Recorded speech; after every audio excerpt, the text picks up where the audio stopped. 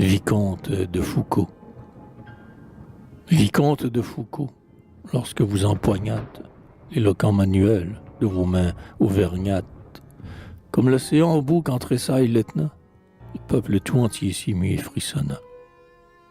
On vit, sombre lueur, poindre 1830, l'antique royauté, fière et récalcitrante, chance cela sur son trône, et dans ce noir moment, on sentit commencer ce vaste écroulement.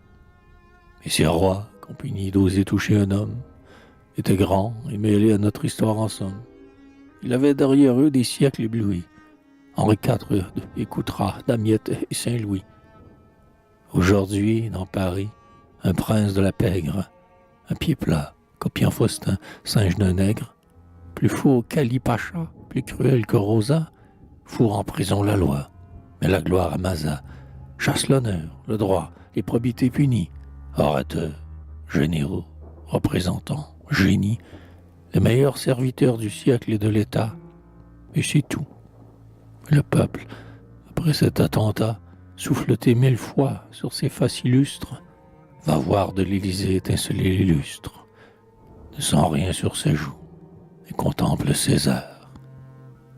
Lui, souverain, il suit en esclave le char, il regarde danser dans le Louvre les maîtres, ces immondes faisant vis-à-vis à ses traîtres, la fraude en grand habit, le meurtre en apparat, et le ventre berger près du ventre murat.